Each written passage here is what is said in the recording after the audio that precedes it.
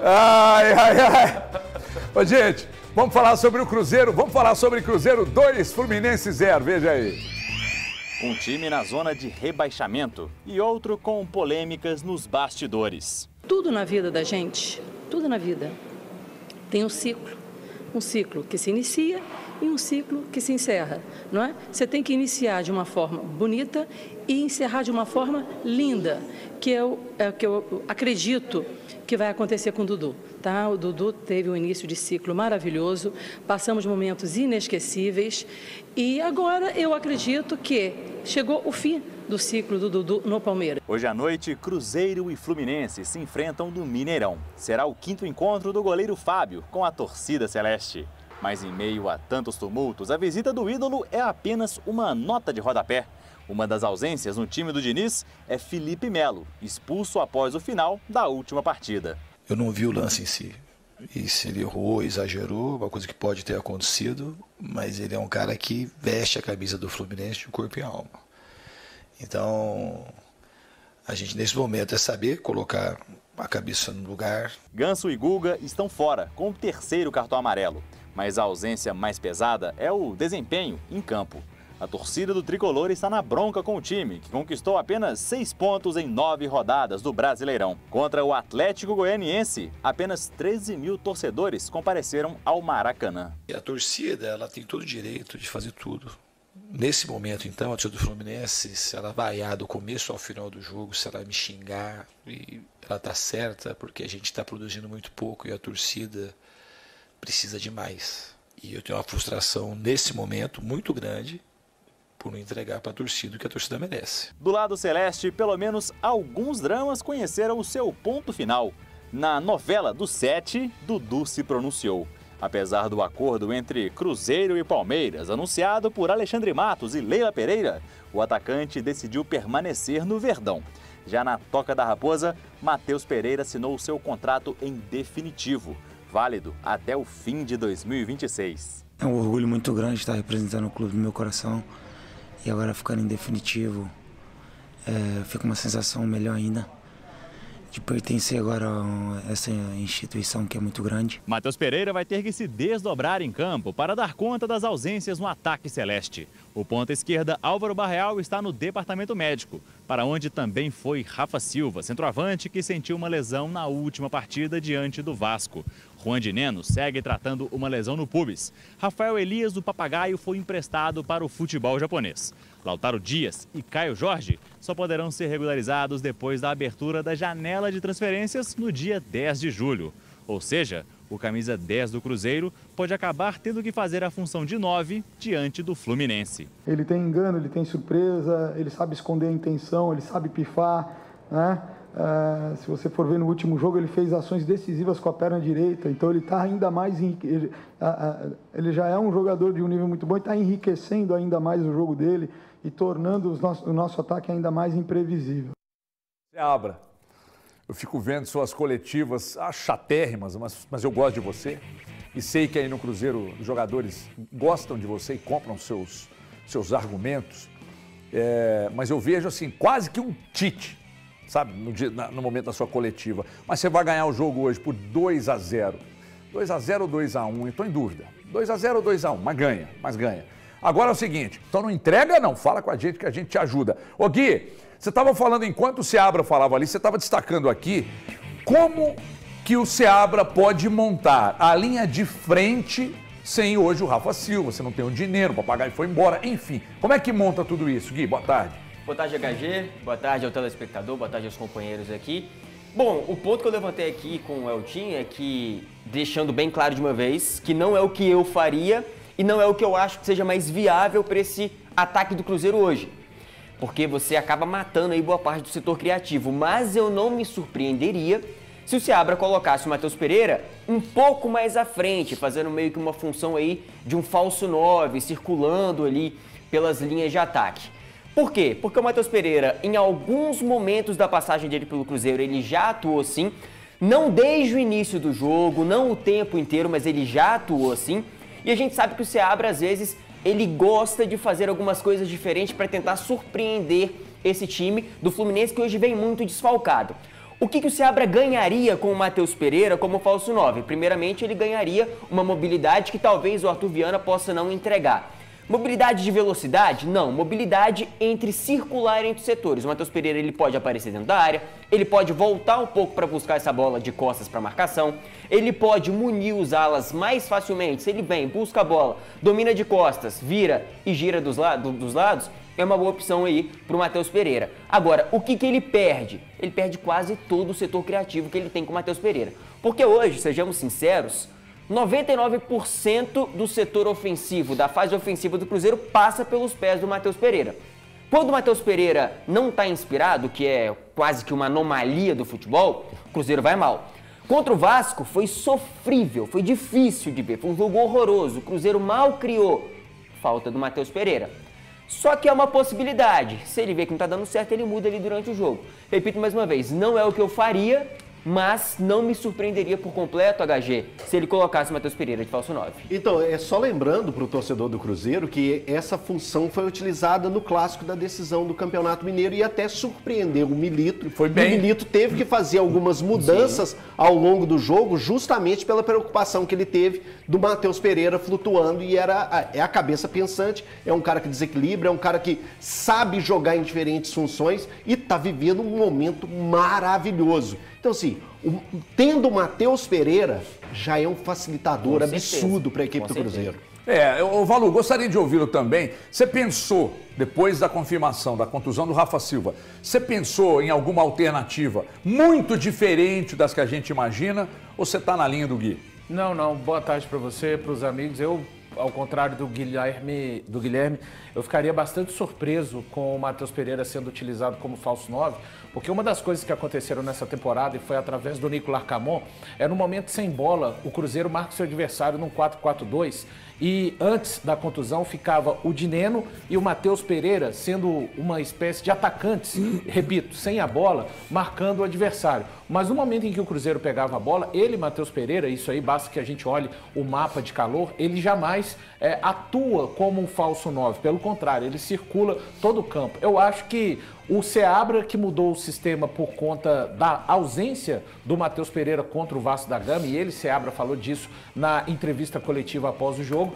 Tendo o Matheus Pereira hoje, eu acho que o mais provável, que eu creio que o Seabra vai fazer, e tem uma questão, né? O torcedor do Cruzeiro às vezes questiona algumas escolhas, penso que quase com certeza Ramiro e o Lucas Silva estarão hoje no time titular, e pensando no que o Seabra já fez até aqui, lembrando que hoje ele vai chegar a 14 jogos na temporada, o mesmo número de jogos que o Nico Larcamon teve antes de sair, penso que ele vai ter um homem de velocidade, aí eu acho que o Arthur Gomes entra na disputa, talvez se o Arthur Gomes tiver capacidade de jogar 50 ou 60 minutos, penso que o Seabra vai com o Arthur Gomes como titular, do lado esquerdo ali tentando fazer às vezes do Barreal como o time se fechava, acho que o Vitinho é forte candidato pelas vezes que tem entrado e tem ido bem, nada que salte aos olhos, feito diferença, e aí sim, no momento sem a bola, creio no Arthur Viana e no Matheus Pereira, para quando este Cruzeiro pegar a bola, ter exatamente aquela mobilidade do Arthur Viana, um jogador de velocidade por um dos lados. Repito, não sei se ele mantém o Verón, que foi titular nos últimos 4 jogos, mas nos últimos 2 acabou não correspondendo. Não espero que o Seabra faça algo muito diferente daquilo que ele já fez até aqui nas 13 partidas. Thiago, o Fluminense todo quebrado, muito desfalcado. Se o Fluminense viesse com o time titular, a gente já está vendo que o Fluminense, as dificuldades que o Fluminense tem enfrentado. Eu disse, sei lá, não sei se foi anteontem, num vídeo que eu gravei lá no meu Instagram, não sei se você me segue lá, Thiago, se não seguir, dá uma passada lá, @EvertonFutebol, Everton com H. E aí eu disse lá o seguinte, imprimir um forte ritmo contra o Fluminense poderia ser uma boa arma, entretanto, se fosse o Fluminense, né, o time titular, com jogadores mais velhos. Hoje ele não vai ter jogadores mais velhos, vai ter um time muito experiente, está muito desfalcado. E aí? Mas então, eu estava pegando a formação do Fluminense, a provável formação do Fluminense. É assim, eu fico surpreso com as coisas que o Diniz faz. E eu já defendi bastante o Fernando Diniz. Mas eu concordo com alguns amigos que costumam dizer para mim que depois da passagem pela seleção brasileira, o Diniz não é mais o mesmo. Bom, eu acho que tem alguns pontos que fazem com que o Cruzeiro possa aproveitar. O Marquinhos jogar na lateral direita, que é um atacante de origem, canhoto, eu acho que é algo que pode fazer com que o Cruzeiro jogue por ali. Ali é onde dá para jogar. É um atacante jogando na lateral direita. Dá para jogar por ali. Dá para aproveitar esse espaço. Eu não acho o Thiago Santos bom zagueiro. Acho que já foi um volante meia boca. E hoje zagueiro, então, meu amigo, é bem fraco. Então, o Cruzeiro enfrenta um Fluminense que, para mim, não vive nem de longe uma fase parecida com o que era do ano passado.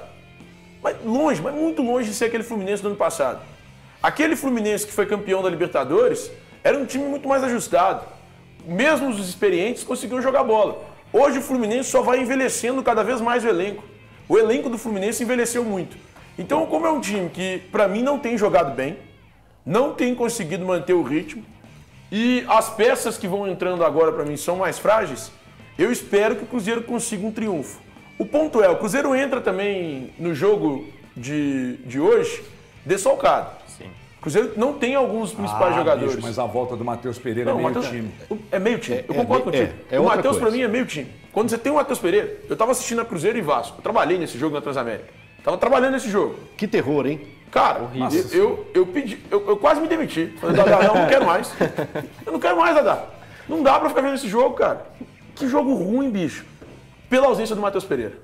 E o Vasco, porque é o Vasco. Não, e o Paê lá também, que não tava, que é a dose também de criatividade. Nada demais, hein, cara? Mas é a dose de qualidade. É a dose de criatividade eu acho bem fraco o Paê, mas enfim. Então, o Cruzeiro com o Matheus Pereira, releva. Melhor. Mas é fraco. O Paê fez o que aqui, gente? Fez o quê? Tô te perguntando, sério. Nós acabamos de dizer que é o toque de criatividade, sim, e ainda mas não quer dizer que ainda assim é fraco. Não porque o Matheus é o toque de criatividade, mas ele é bom. Se você pegar o Paê hoje, tá? Eu vou só te dar um exemplo. Se você pegar o Paê hoje e meter ele com a 10, gente, eu não tô desqualificando quem tá lá com a 10 não, tá? Você tirar o Veiga, o Paê é reserva do Veiga no Palmeiras, você encaixa ele ali, ele dá show. Você pegar o Paê e meter com a 10 no meio campo do Flamengo, time de qualidade ele joga. Eu não tô dizendo que é pra tirar quem tá lá jogando. Tira o Arrascaeta e põe o Paê. Não é isso que eu tô dizendo. Mas não dá show. O Paê é a dose de qualidade. Então esse jogo tem qualidade, perdeu muito em qualidade. Porque os dois jogadores... O Paê jogou bola, mas não hoje. Nós estamos falando do Paê de 10, 15 anos atrás, que era bom mesmo. Jogava no Oeste, era bom, fazia gol de falta. Jogava no Olympique de Marseille, era bom, fazia gol de falta. Cobrava escanteio. Mas o Paê de hoje, cara... Que o time do Vasco é tão ruim que o Paê ainda, com todas essas ressalvas, ainda é o principal jogador dele. Pois é, com toda a pompa que ele tem, ele não conseguiu ganhar do Nova Iguaçu, né? No Campeonato Carioca. Aí é o Vasco. Nova Iguaçu. Aí é o Vasco. Pois é, mas ele fez o que de diferente nesse jogo? Você fala assim, nossa, realmente, esse Paê... é muito ruim. Porque, peraí, nós estamos falando de dois caras muito diferentes. Outra coisa, você tem nós estamos falando de Matheus Pereira, que quando ele entra, não, mas não tem ele dá um show, e ele faz o Cruzeiro jogar bola. Com o Matheus Pereira, o Cruzeiro é um. Sem o Matheus Pereira, o Cruzeiro é outro. O Vasco também é assim, Thiago. O Vasco com o Paê ou sem o Paê, ele é o mesmo. Ele não ganha de ninguém. Ele toma 4-0 do Criciúma. Mas aí é o time que é todo ruim. É o time muito ruim. Se você entregar pro... se você pegar o Matheus Pereira, meter nesse meio campo, tirar o Marlon, tirar o William, tirar o Romero, sabe, tirar o João Marcelo e falar, toma aí, se vira aí, não vai resolver o problema sozinho. Tá? Ajuda aí. Ninguém está comparando o Paê com o Matheus Pereira, não. E você está forçando a audiência a achar que nós estamos comparando. O Vasco tem um monte de bons jogadores.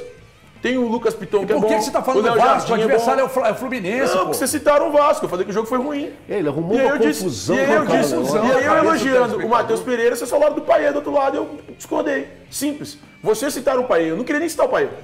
Estava citando o jogo do Cruzeiro sem o Matheus Pereira.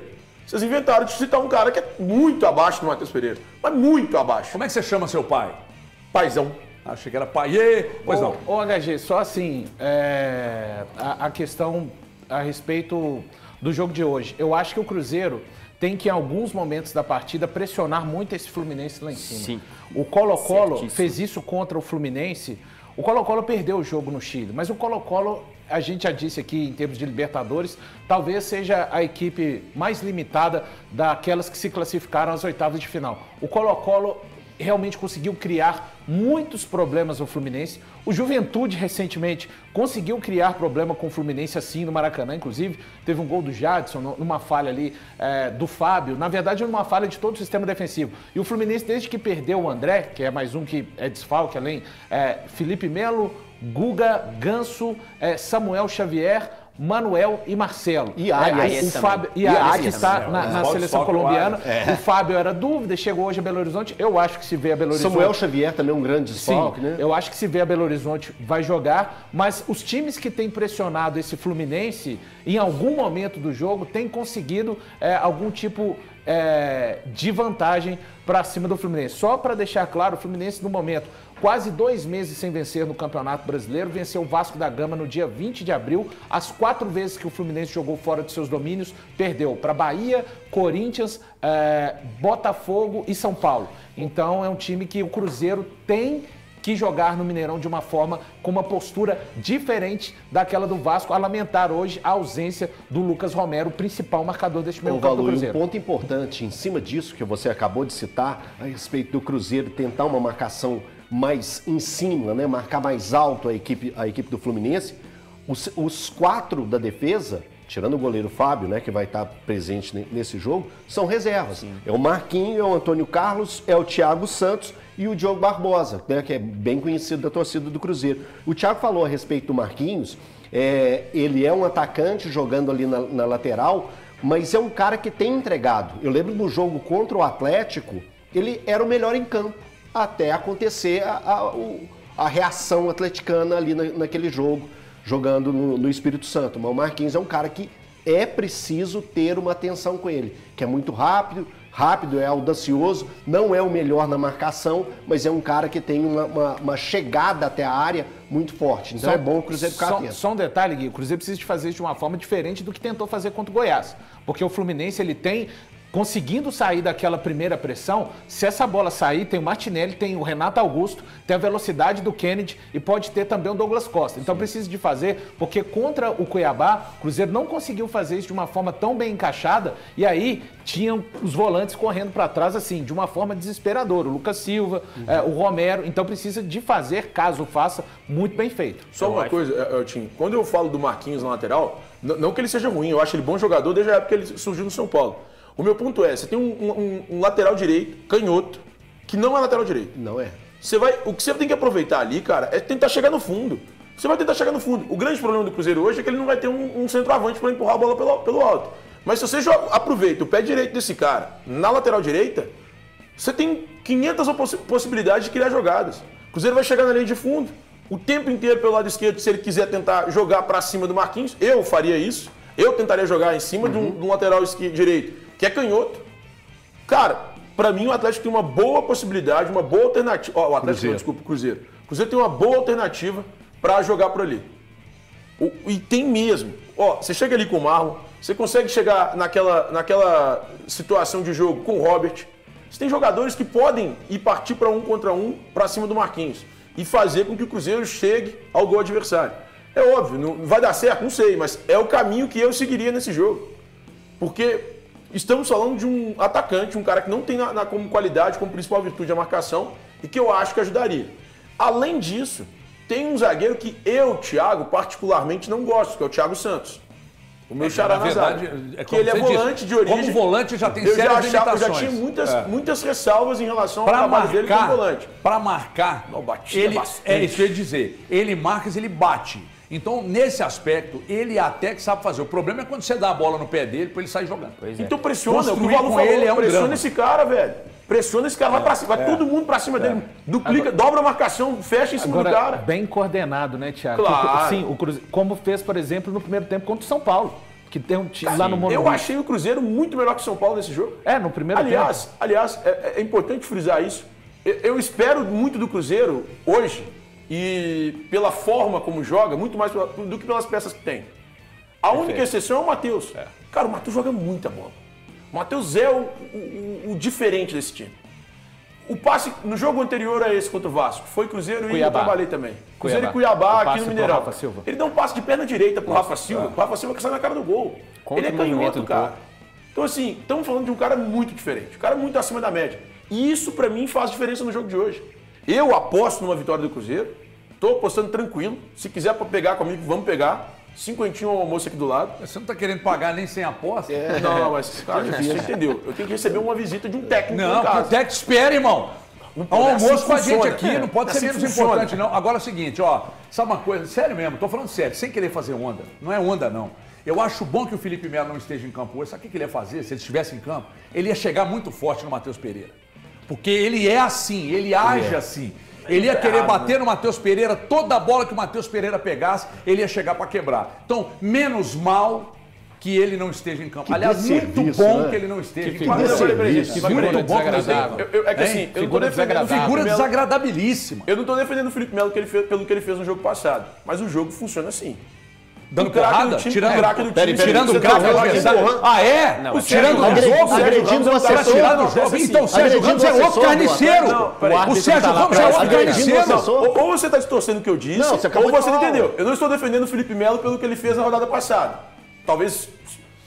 Gente, ele não escutou. Espero que vocês tenham escutado. Eu não estou defendendo o Felipe Melo pelo que ele fez Mas o na futebol funciona rodada assim. passada. Mas o futebol funciona assim, dentro das 4 linhas. Você só não está Peraí, dentro das 4 peraí, linhas. peraí. O que eu estou falando sobre o que disse o Everton Guimarães, cara. Peraí. Ah, não, Elton, Vem cá, desculpa, fecha velho. aqui, Ou a maldade Gutão. da sua parte, ou você não entendeu. O que eu disse é o seguinte, uma coisa é você ter o Gustavo Gomes, que é viril e não é violento.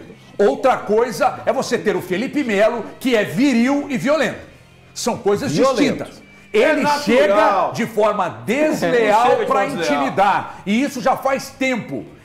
E não é punido, porque os árbitros pipocam muitas vezes para ele. É disso que eu estou falando. O Gustavo Gomes, pegando só um exemplo do Gustavo Gomes, tá?